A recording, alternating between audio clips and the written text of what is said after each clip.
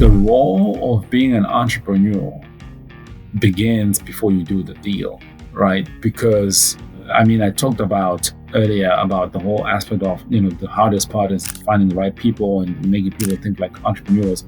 But the other part related to that, it's all about team building, right? Figuring out who is the right person to put in for what, for you to achieve the goals you want to achieve.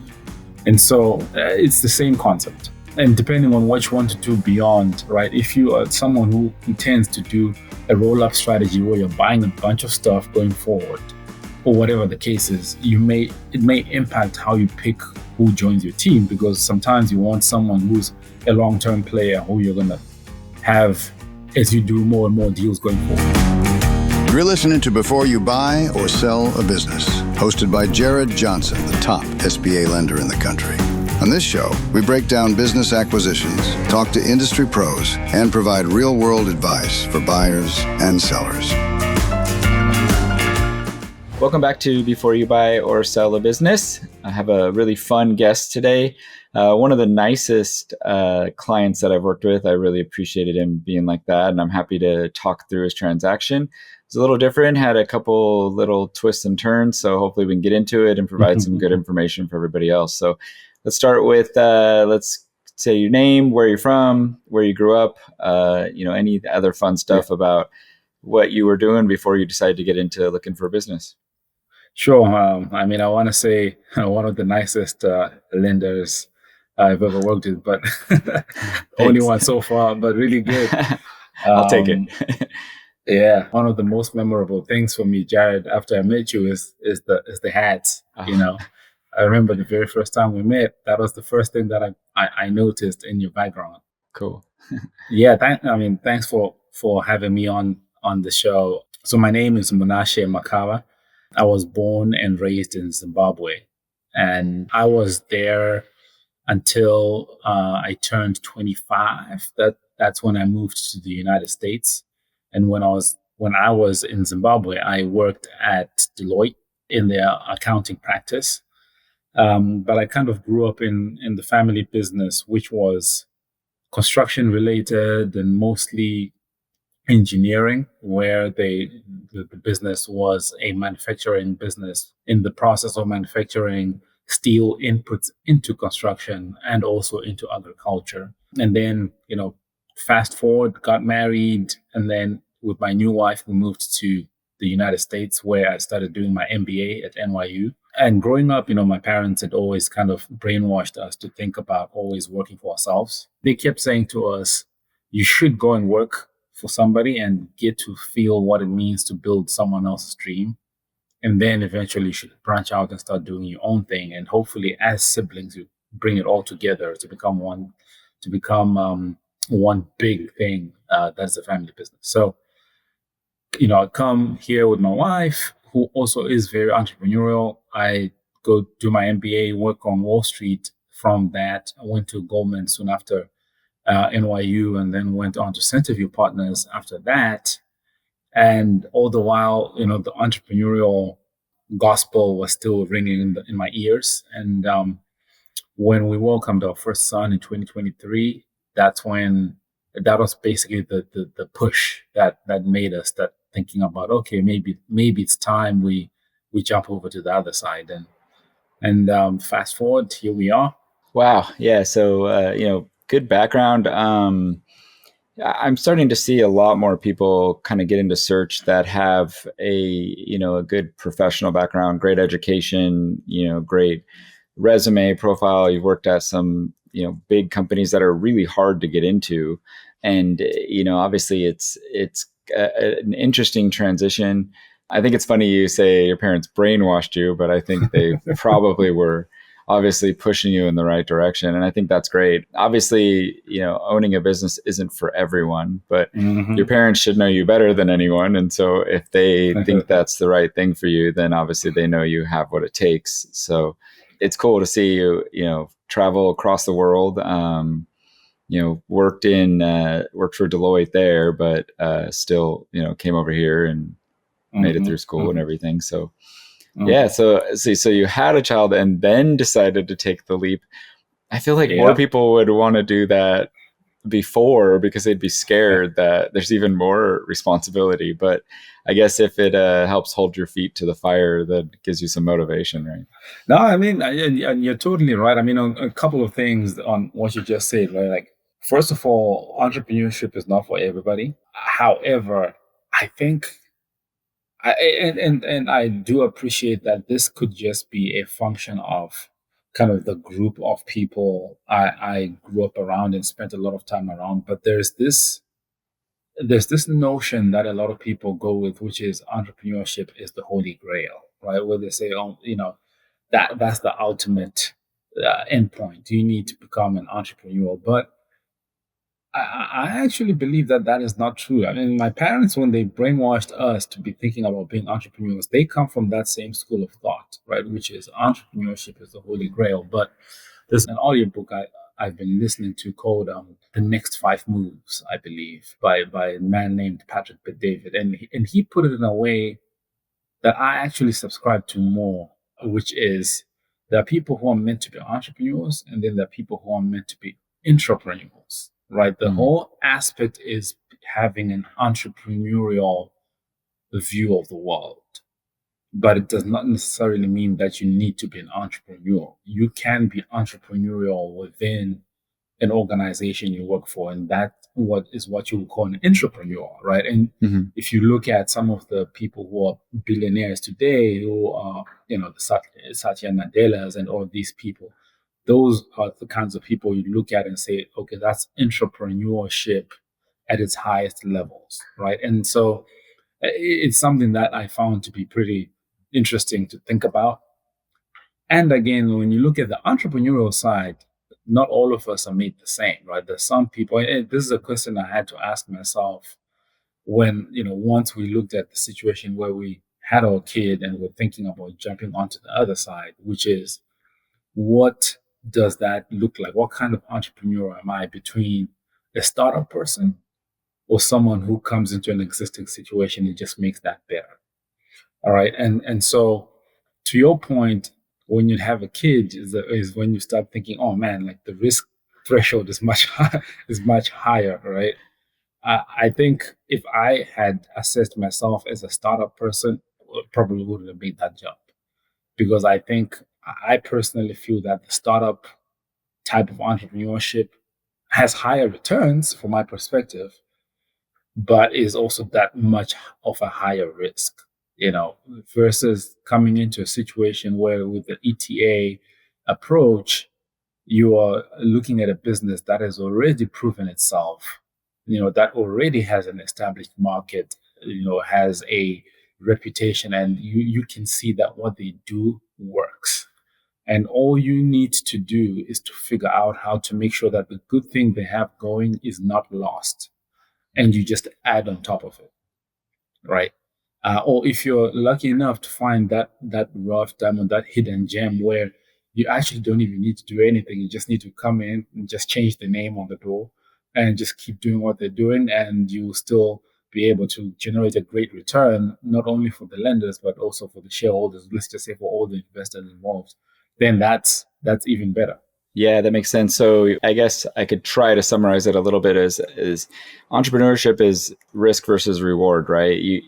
There's so many things we could talk about of the benefits, but obviously there's so much that people don't talk about, is how hard it is and how scary it can be, how much stress, you're responsible for not only your family, but all these other employees' families. But so starting a company and what society, kind of created as far as what an entrepreneur is more of starting a business. And then with entrepreneurship through acquisition, you're taking a little bit of that risk off, and sometimes a lot of the risk off, and being able to kind of fit yourself into an existing business and, acquire it. You're still an entrepreneur. You're still going to have to deal with some of the stress and everything, but you didn't have to take it from 0 to 1. Hopefully you can take it from 1 to 5. And that's what I think when I think of ETA. So I definitely appreciate what you said though about, sort of being an entrepreneur within another company. And I feel like there is a big problem in sort of in the workforce where people don't think that way, right? They think as an employee, they almost think, how can I sort of take advantage of my employer, rather than thinking, how can I think like the owner of the company and try to operate my own world within the business as, how the business owner would want to operate. How can I save on expenses? How can I increase margin? What are things that we can do to try to help grow the business and operate in a way as if it was your business on the line every single day, rather than you're just showing up, clocking in and clocking out and doing whatever task that your manager asks of you. And if more people thought of it that way, I think obviously the entrepreneur would be much happier. They'd have people that are, acting the same way. And so then it kind of leads to, and I'm assuming what maybe part of the book is, and I definitely need to pick it up and read it or listen to it like you, I get that. But maybe what they're trying to say is, if you can, as an entrepreneur, if you can get your employees to think that way, your business will be much more successful. And you're right, there are definitely people that are really good at helping to operate the business, or maybe being a number two in line or a support person in line, and they're absolutely needed. And so, figuring out what someone's strengths are within the business is one of the hardest parts of being the owner of the company. So it's fascinating. Yeah. I mean, I was going to say, enter the hardest part of entrepreneurship, which is the people side, right? Yes. Because not only is it about building the right team in terms of bringing in the right people, or when I say the right people, I mean people who have the right raw materials, right? But it also becomes, how can you train the people to become what you need them to be? Yeah. To your point, not many people think about being quote unquote entrepreneurs, right? And who's someone who's entrepreneurial in someone else's organization. And if that is the case, you as an entrepreneur, you need to figure out how to train people to be like that. But then also, you as an entrepreneur need to realize that concept exists, right? Yeah. Right. That concept is a possibility. And then you then go and actually work on cultivating that within your team. That way, things can really move. And I think being pushed by my parents to go and be an employee helped making me realize this, because I had the good fortune of working for entities where I got to see that, right? I'll tell you, when I went to work at Goldman, I was just amazed at how intense people were in putting in all of these crazy hours. I mean, sometimes we'll be putting in 120 hours in a week, and people were very, they were very focused on, as if they owned the business, right? And there was this, even in reviews, there was this whole concept of sense of ownership. It was one of the key things that kept popping up in reviews. And my dad, when he got to see how hard we worked and got to listen to how the kinds of conversations we had, he said to me, now it makes sense why this company will never go bankrupt or go broke, because if they have all of these smart people putting in so much effort as if they're running their own businesses, and so that gave me the understanding that, okay, something like this does exist, right? And so now you acknowledge that it exists. The harder part is, okay, so how do you actually, one, find the people who have the right raw materials, but also two, know how to motivate them to become entrepreneurs. That definitely is the hardest challenge that I'm facing today. Yeah, that makes sense. And I never really thought about it that way, but it totally makes sense. I mean, you sort of lived what a lot of people's dream is, right? I mean, you worked on Wall Street. There's, millions of people that couldn't hack it there, right? And so Goldman can command the best people in the world to work there because there's a long line out the door of people that are willing to do it. And so they better work hard. They better put in those hours. They better treat it as if it's their own business, because there's someone else right behind them that wants to get in the game. So that's right. It makes sense. But then looking at it the way your dad did, of how, well, there's a reason that there always reporting record profits. They're always creating wealth, and have control of so many of the things. I mean, you and I could probably talk about that for hours, but it totally makes sense. They've created a culture where people are willing to sacrifice everything to treat it like it's their own business, and that if they don't perform, it could fail, so but yeah, it's great. Okay, so what did you do, I guess, when you decided to kind of trade that world in and look for a business yourself? What steps did you take, and then ultimately, how did you find the business that you ended up acquiring? A lot of it was really leaning on friends and mentees of mine. One of the things I'll mention is I have been for a while been been operating or running a mentorship network. Oh, cool. Which is now has multiple generations in terms of mentees bringing up, mentoring more and creating subgroups that become more mentorship sub organizations. And within that network, some of my mentees went ahead and actually, forged down the ETA pathway. And then some of my friends also went down the ETA pathway, and they did it in multiple different ways. Some went through the traditional search fund route. Some did a combination of that and self-funded. Some just went straight into self-funded, and most have been successful. Others have experienced the downside, of be it growing too fast or things like that. And so I was very fortunate to have these people who I was constantly interacting with, giving me a direct insight into how things are going and how they're doing things. And they kept on trying to encourage me to jump over into this world. And so now when the time came that it made sense for us to look into it, it started off as a soft check, right? Because again, one of the main premises behind the shift was actually, okay, we've got this young kid, or we've got this baby that's now here with us. Let's figure out how to move into an environment that is better and more conducive for family and for raising our child. Because my wife is, next to God, is number two in my focus as my priority, right? And so thinking about an environment that enables me to really prioritize her and us to prioritize our raising our kids. And so we looked into a number of different things, but the entrepreneurial side was one of the things. And so my friends who have done ETA kept saying, you should just stop looking at anything else and just focus on getting into entrepreneurship, right, through acquisition.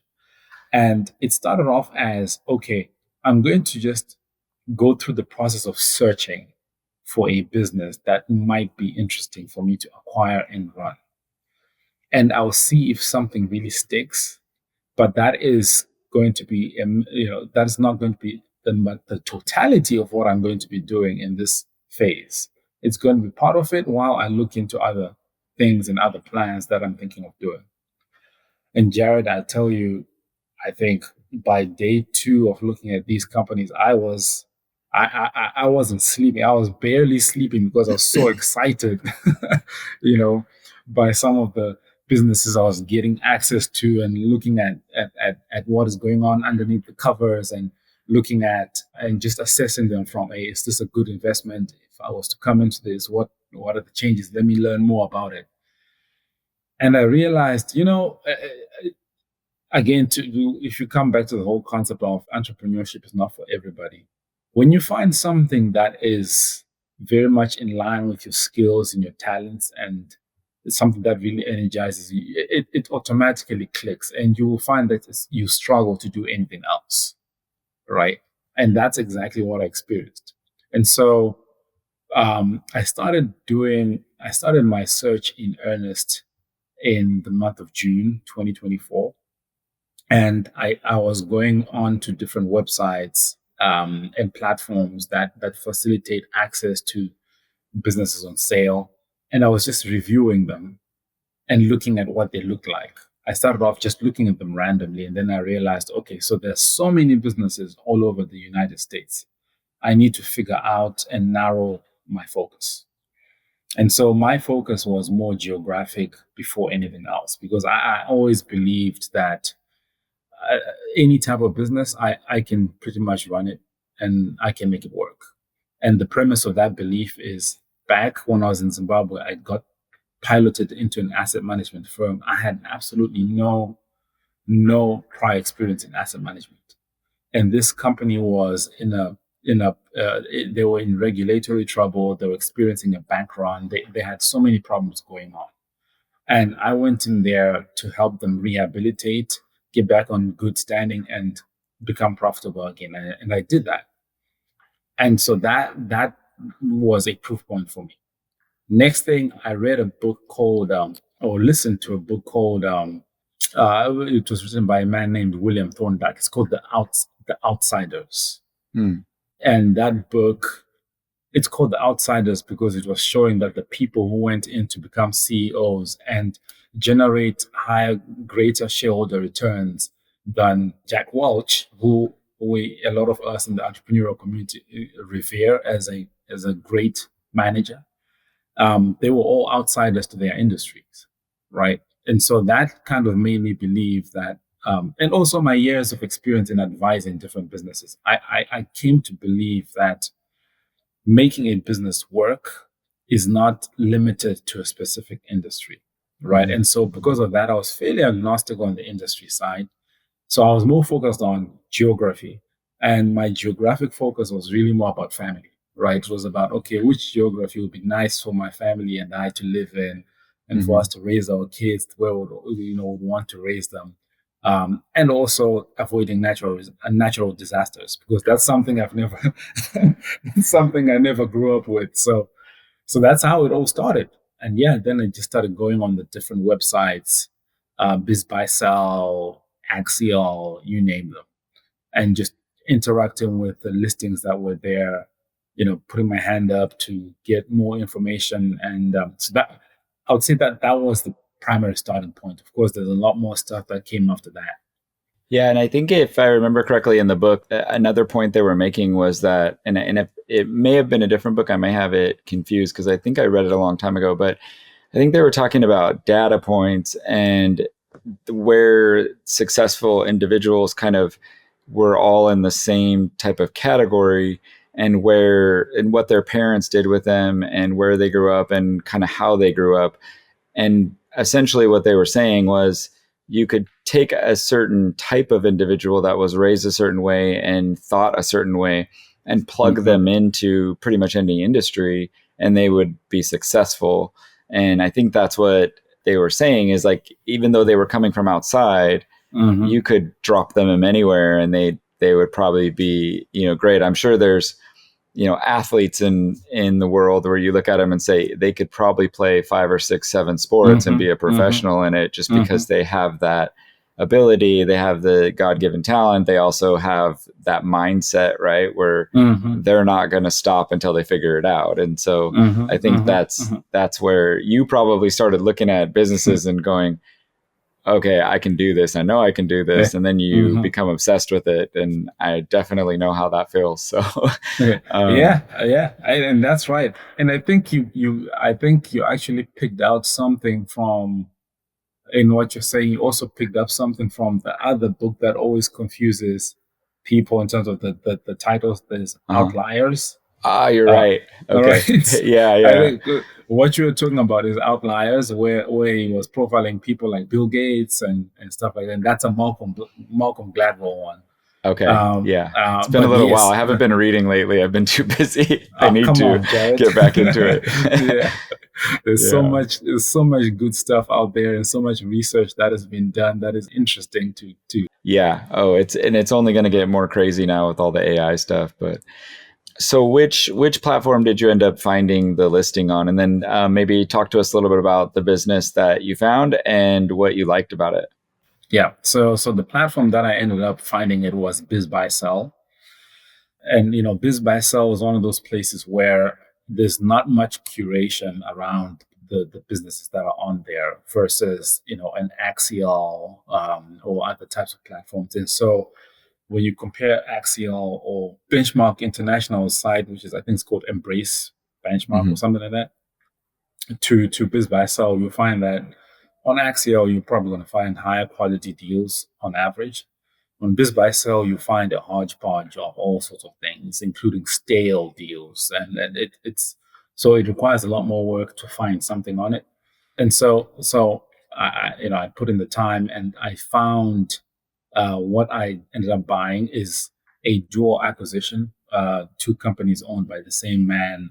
One is a concrete pumping business. So they operate concrete pumping trucks that essentially, and the way I always try to explain this to people is if you think about the most memorable concrete related truck that people see on the road is the one with the rotating, cylinder shaped tank at the back. Those are the concrete mixer trucks. Yeah. What the concrete pumping truck does is it moves concrete from that mixer truck onto the site of the construction.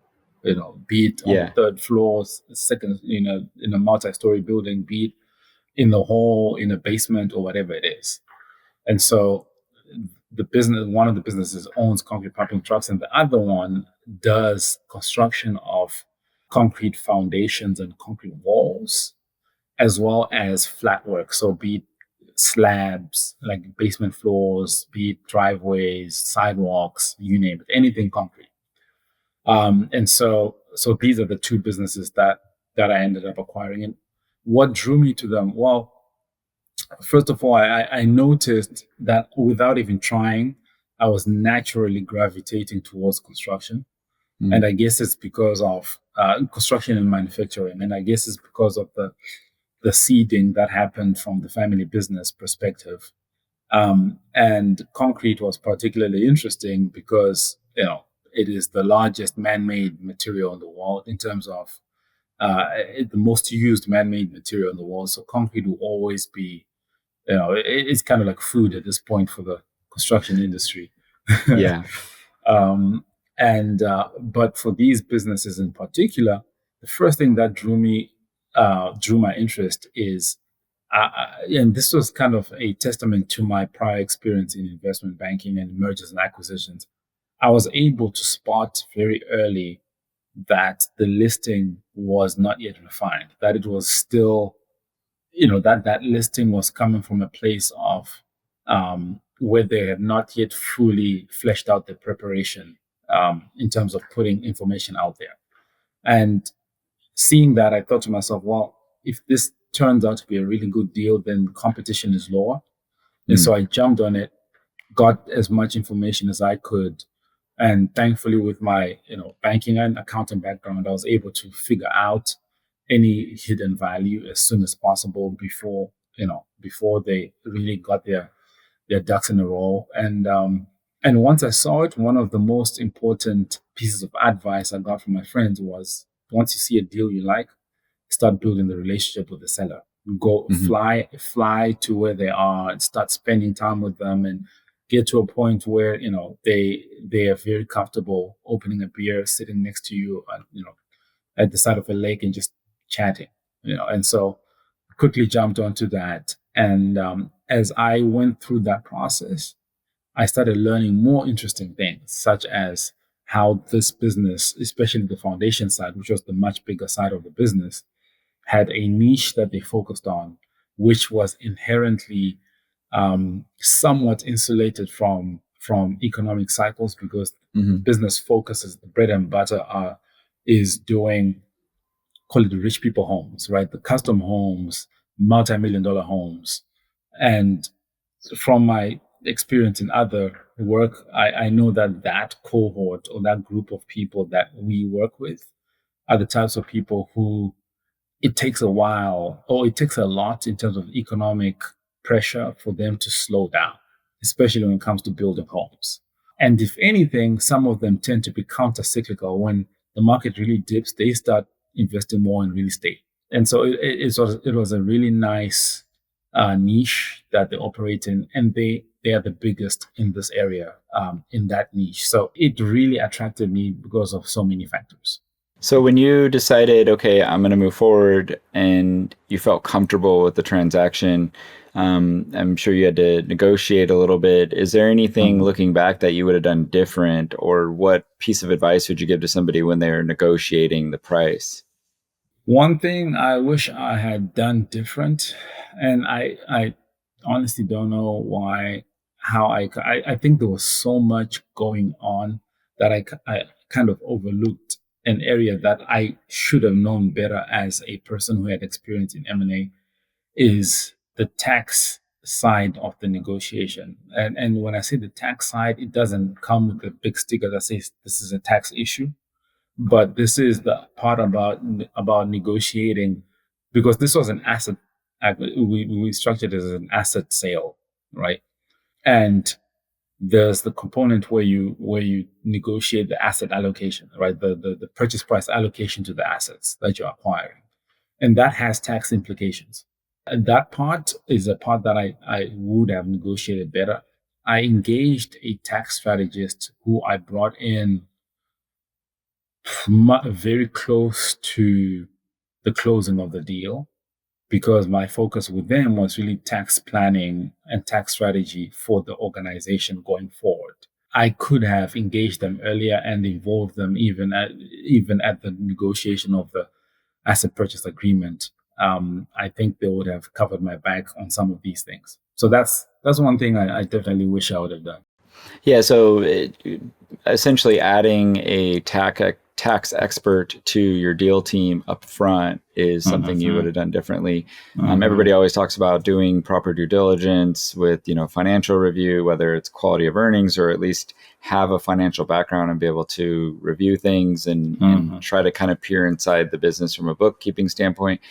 Having good attorneys, Mm-hmm. Mm-hmm. having people that sometimes help with checking out regulation, HR, stuff like that, but Mm-hmm. adding somebody from the very beginning that's going to look at it and say, hey, what can I do here to Mm-hmm. help, minimize my tax liability during the Mm-hmm. transaction and then moving forward. Mm-hmm. I think that's great. And Mm-hmm. not very many people talk about that. So Yeah. especially when you're doing Yeah. a larger transaction like you did, it definitely makes Mm-hmm. sense to see Mm-hmm. what you can do moving Yeah. forward on that. No, that's right. And two things I'll talk about there. So, and on the tax side, right, that part is actually, because it's a part of the deal that impacts you after the deal. I think that's why people don't really pay as much attention to it, right? Because the more you allocate towards your assets, then if it's an asset acquisition, then the more you can actually write off, get tax depreciation on going forward, which means more years and more dollars of savings from a tax perspective after the deal is done. But the seller is incentivized to reduce that, because if they, the higher it is, the more the tax bill they incur at the deal, right? Um, but the other thing is, to your point, Jared, about the whole team building aspect, the role of being an entrepreneur begins before you do the deal, right? Because I mean, I talked about earlier about the whole aspect of, the hardest part is finding the right people and making people think like entrepreneurs. But the other part related to that, it's all about team building, right? Figuring out who is the right person to put in for what, for you to achieve the goals you want to achieve. And so it's the same concept. And so building that team, your deal team, and depending on what you want to do beyond, right? If you are someone who intends to do a roll up strategy where you're buying a bunch of stuff going forward, or whatever the case is, it may impact how you pick who joins your team, because sometimes you want someone who's a long term player who you're gonna have as you do more and more deals going forward. And so, yes, that definitely was a thing. I put in a lot of time in screening who was the right person to be on my team. And I think every single person they shouldn't half-ass that. They should definitely go all out. And recommendations, I think recommendations at the end of the day are the ones that really sailed through in terms of the people who became part of my team. Yeah, makes sense. You're sort of starting with the end in mind and who's going to help get you there and who knows how to get you there. So makes sense. So, and then on the structure, so you had a little bit of an interesting structure. You brought in investment from multiple people, and then you also had the seller stay on and retain ownership. Now, you fit into this sort of window within SBA, and I don't know if you know this, but the rules changed Yep. June 1st, so you wouldn't have been able to even do that structure. So it ended up working out well for you. You were able to have the seller remain on and help out and have some, roll some equity. Now you can't even do that anymore. The way you did it, moving forward, you're required to do it as a stock purchase where they retain ownership, but they also now have to guarantee the loan for 2 years. And then also the way that we look at the investors has changed a little bit as well. I don't think you would have had a problem with that, but it's still interesting. You sort of fit into this window of maybe 2 years that we had where we could do things a little bit different. So maybe talk a little bit about why you wanted to have the seller roll equity. And then also with the investment group you had, were those individuals that you strategically wanted? Were you raising capital from friends, family? Maybe talk a little bit about both of those things if you could. Yeah, sure. And yeah, I mean, the rule changes, I think it's a little bit of a harder sell to be able to do a deal. Because one of the things that I leveraged was the seller note. And now I believe to get a seller note, it has to have a full standby period. Where if it's going to count towards the down payment requirement, then it needs to be on standby for 10 years rather than 2. That's right. Yeah, that's right. That's right. Whereas with that, I had it easy. Where it can just be 2 years. So yeah. In terms of just deciding about that, deciding how to structure that deal, I think I was trying as much as possible to maximize the seller note component. I really wanted to maximize that part because, and the way I was thinking about things is from a pure technical corporate finance perspective, which is, as you think about it, the cost of the financing that you're getting, equity is the highest cost, right? And debt is the lowest cost on average. And with the way the SBA loans work, it actually works out that way because of the government guarantee that really helps. You folks give us a nicer rate than you probably would have given us if it was a straight loan for such a high loan to value ratio. And so I was trying to maximize, or rather minimize, my cost of investment, which meant trying to minimize the equity component. And then when the equity component came, when I had to fill that gap, and interestingly, just a little bit of a related but side note, the first time I mentioned to the seller the concept of the seller note, he had absolutely he didn't even know what that was, and so his first response was, "Well, I'm not a bank," and one thing I'll point out there is I was very fortunate that the seller's broker was a really good guy, and he truly was on my side, and I think I've heard a lot of horror stories where deals have fallen apart because the broker was not on the same page with the buyer, the seller's broker, right? And so he really helped get the seller to the table when it came to the seller note concept. So that was very helpful. But anyway, coming to the choice of investors, my first port of call was really my own personal network, starting with my classmates from my business program at NYU, right? And then this is a little bit of a selling point about why an MBA is valuable, all right?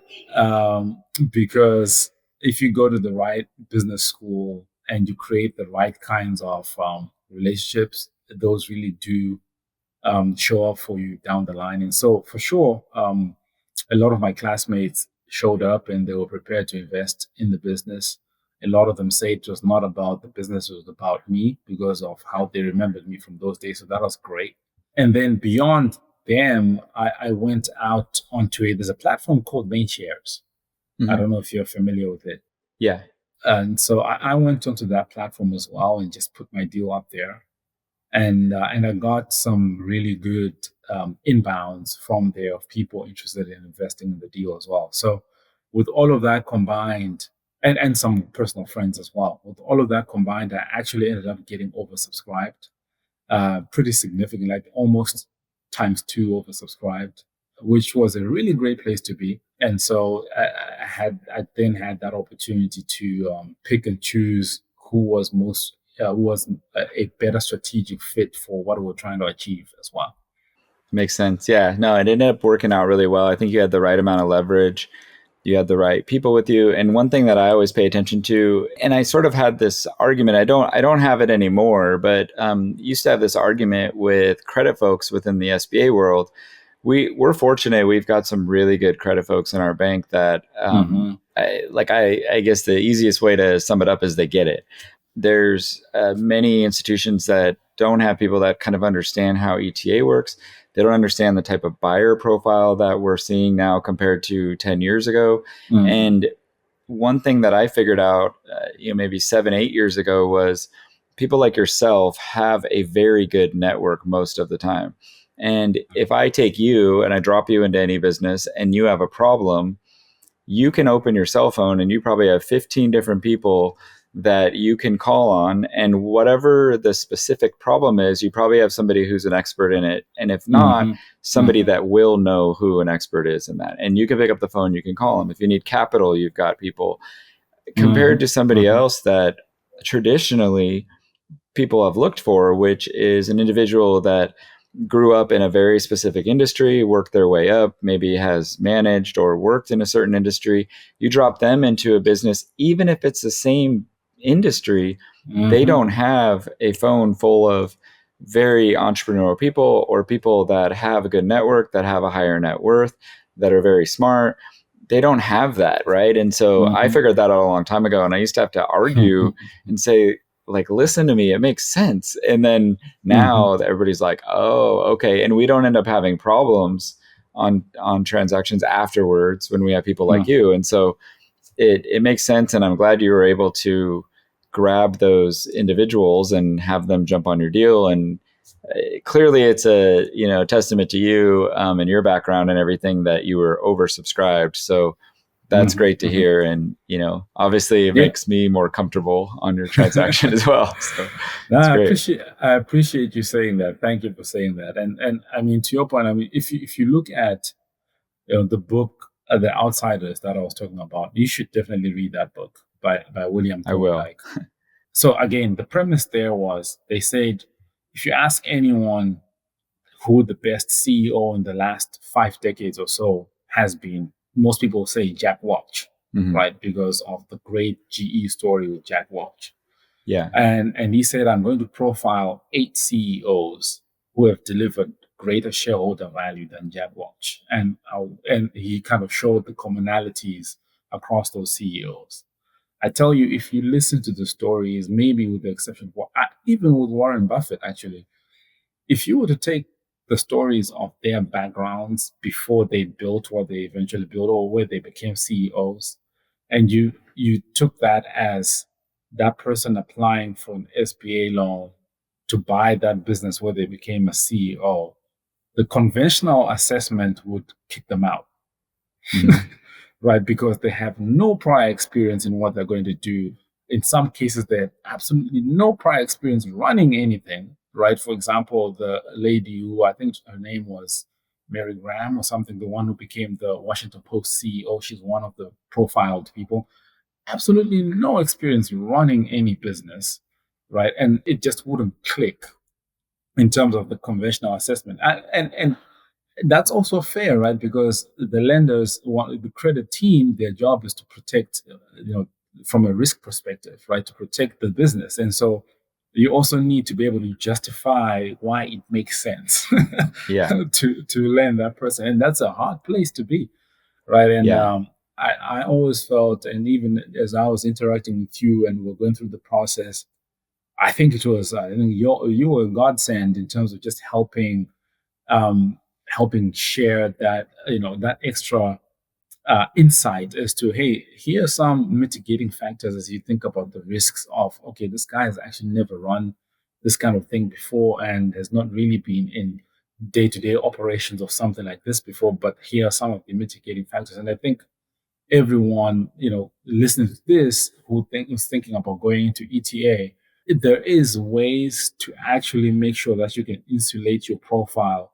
with some of those extra mitigating factors. And it's good to know about it and to start working on those kinds of things, if you get what I mean. Yeah, absolutely. Yeah, definitely makes sense. And to be completely fair, like there's a difference between somebody that's never experienced anything, right?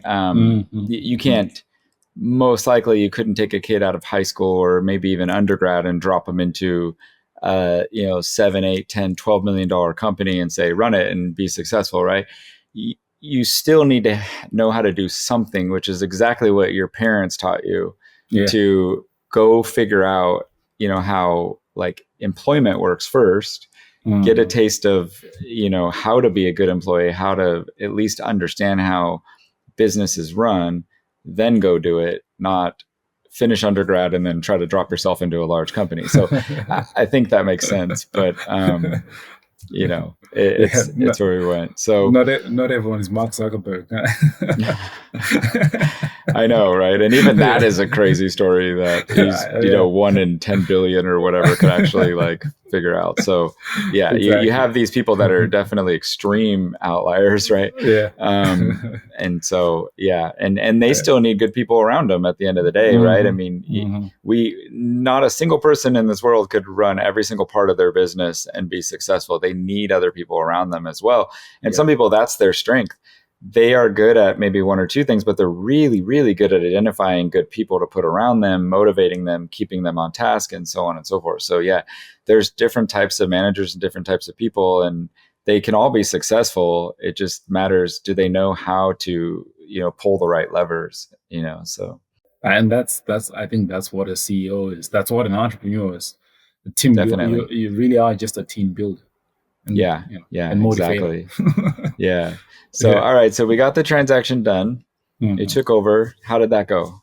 So the first smack in the face was, on the concrete pumping side, the first smack in the face was my pumping operators leaving. Oh, wow. But while it was not supposed to be a smack in the face because they were leaving because they were already on the way out before I even bought the business, it still felt like a smack in the face because I'm over there and thinking, well, one of them left on the day we closed the deal, so didn't even know that there was a acquisition that happened. And then the second one left afterward, closed the deal, but he had already committed somewhere. And he was trying to tell me so much, saying, it's not about you. It's I'd already committed, and this player I'm going to is one of the bigger players. I'll get blackballed if I all of a sudden renege on accept it. So that was, that shook me up a little bit for a second. But one of the things that I had actively done during the process of working with the seller before the acquisition was, I'd asked them for us to spend some time sitting down, and I think we spent the majority of our time, before the close, we focused on this, which is, let's assume on day one everybody gets up and leaves. What are we going to do? And so we had worked on that plan so much that when this happened, it was a very quick. By the end of the following week, we already had lined up people who were coming in to replace them. So we actually found ourselves in a situation where it was only 1 week that we were under capacity because of that, and then we're back up and running. And right now, we've actually even hired more people because we've continued to just grow that side of the business. And so overall, it's been great. I found even more elements of value that I realized I hadn't fully appreciated during the diligence process. and we're already on both sides, the pumping side and foundation side. We're actually growing as we speak. I think our numbers, our on the foundation side alone, for example, I think we're well ahead of the same period last year. Our EBITDA compared to last year is already up about 33%. Wow. It's going pretty well. There are, and when I spoke to investors, I had indicated that they shouldn't expect any growth at all in year one. They should expect things to remain the same and to actually see EBITDA drop because of some costs that come with Yeah, starting out. But I think at the end of year one, they're going to see some good growth. They're going to see EBITDA margins actually increasing, and which is a really great place to be. definitely. Yeah, no, that's Yeah, great to hear. And yeah. it's not like you could say, well, the economy's, cranking and this and that. No, it's Mm-hmm. you're in a tough environment too, and you're still doing Mm-hmm. really well. So Mm-hmm. that's great. Mm-hmm. That's great to hear. Yeah, yeah. One thing that I've been kind of seeing recurring in our conversation, your parents instilled in you, and maybe you didn't completely see this, and you probably need to tell them, good job. If you need me to call them and tell them, I'm happy to tell them. But you subscribed to putting yourself around the right people. Mm-hmm. If And I tell my kids this all the time, and every parent says it, right? Like, you are who you hang out with. You've heard the things, if you hang around five smart people, you'll be the sixth one. You hang around, five criminals, you'll be the sixth one. And so I think you've done a great job of putting yourself in very good situations where there's other people there that are like-minded, that are going to keep you on track and push you. But I also think you are very self-motivated, and you've been, able to kind of harness that really good ability to get laser focused on something and push yourself to see what you can do. But again, when you're around those right people, it's so much easier to think that way, right? Yeah. It's so much easier Mm-hmm. to feel that way and be Mm-hmm. comfortable with it. So, great job for them. And and then again, so then you're already thinking how to be a great parent, right? You wanted to be in a community where your family could thrive. And I think Mm-hmm. that is something that a lot of people don't pay attention to. And it really frustrates me. I moved from where I grew up mainly to be in a better place for my family, Mm-hmm. which is extremely difficult, right? You Mm-hmm. establish a community, you've got, so much there that is comfortable for you. And you may be even leaving some family, but Mm-hmm. at the end of the day, our biggest responsibility is to our family, right? As Yeah. you mentioned. And so hearing that that's what you wanted to do, Mm-hmm. that makes me really happy. So you're putting yourself in the right situation with the right people. Mm-hmm. You're Mm-hmm. putting your family first. You're working tirelessly to be successful. So it's obviously working, and I'm glad that we Yeah. were able to meet, and I'm glad we're able to work on your deal. Yeah. I have No, faith I that appreciate that. I faith that you're appreciate just going to that. continue to be successful. So. Yeah, I appreciate that, and thank you for saying that. I'm gonna tell my parents you say that too. All right. And yeah, the people thing is that was another big part of my focus area. Is I was searching, and as I was diligencing this, and I don't even know how.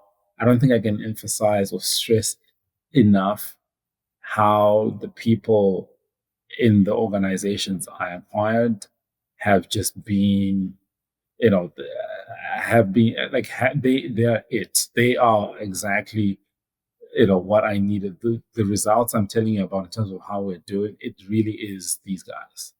They are that ownership mentality I was telling you about. They you know they have it.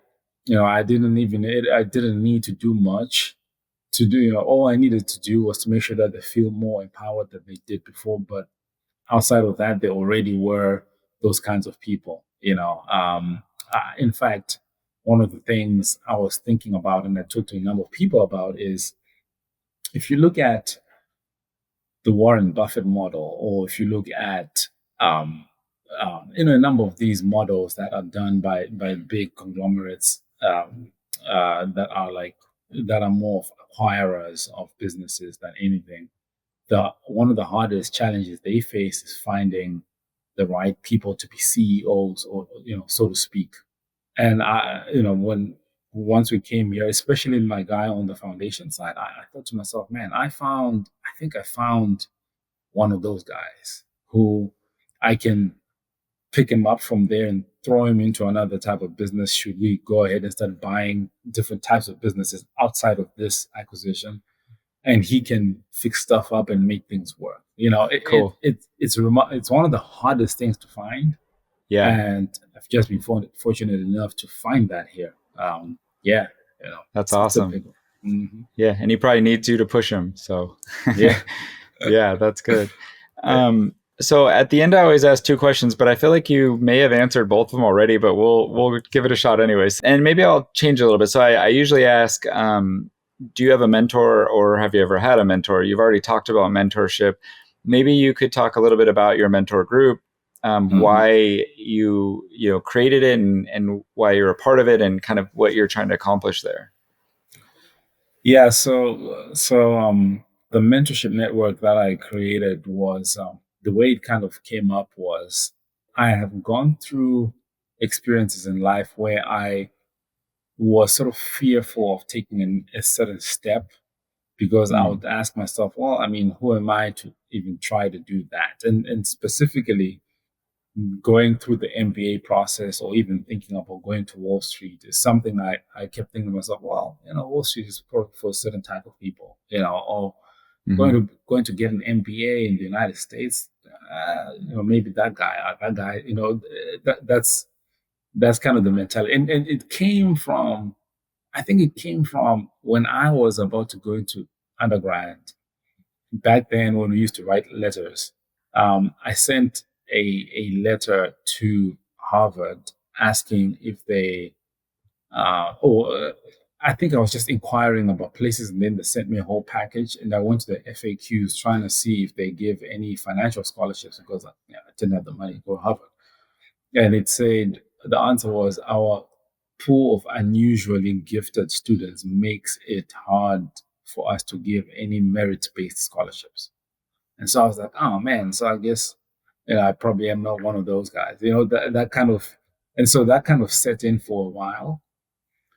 And so when I finally got some mentors to start pushing me, saying, you need to move from where you are, you need to get into something that's a little bit more challenging for the skills that you have. And then we got to the point where I was like, okay, maybe let me try and do this MBA thing. That journey was a lot of me breaking down my own limiters that I placed on myself. And so fast forward, I'm now at Goldman, and I'm thinking, what just happened? Right? Because at some point, when I was still in Zimbabwe, my boss at the time, not at Deloitte, at the other place, the asset management place, said to me, do you think you're just going to walk right up to Morgan Stanley and say, and put yourself in front of them, and you think they'll just hand you a job? That type of stuff. And so that was that kind of environment. And so now, fast forward, and I'm thinking to myself, wait, this actually was not as insurmountable as I assumed it was. And so in that moment, I thought to myself, man, how many people are in the exact same spot as I was in, and just need somebody who looks like them, who sounds like them, who comes from the same place as them, to just show them, hey, I was exactly where you are, or worse, and here's why I am. So you can, and let me show you the actual steps to get there. And so that was how it started. And then it bloomed to go beyond that. So when it started, it was really about helping people think about business school. And then it went on beyond that. And then now one of the main things behind it is trying to ensure that people master this whole paid forward mentality. And so when people join the mentorship platform, even though the value they're getting from it is worth dollars, the payment that is required of them is a pledge and commitment that they, when they're called upon, they drop everything and come and pull others up. And so it's growing and continues to grow. And so I place a high value on mentorship because I've really benefited from it. And I'm actually right now, given the stage I'm at now, I'm actually trying to, I realize I need to revamp my mentor network, to add certain types of mentors who will help me with this stage that I already have some, but just I need to revamp it a little bit. Yeah, that's amazing. Obviously there's so many people that have benefited from it.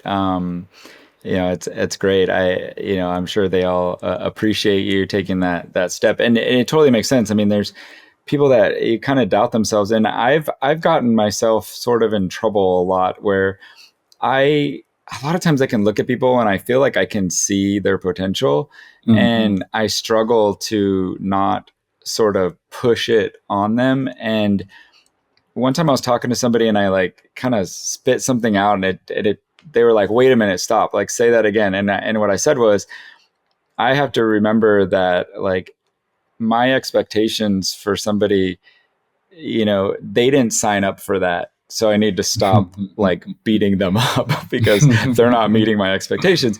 And it's like, at the end of the day, like you can see why people should be successful, right? And how they could be successful. And you can see something in them that they can't see in themselves. Yeah. And it's like, how do you bring it out without sort of forcing them to do it, So that's where I struggle. But I love that you kind of took a little bit of the same concept and said, hey, you can do this.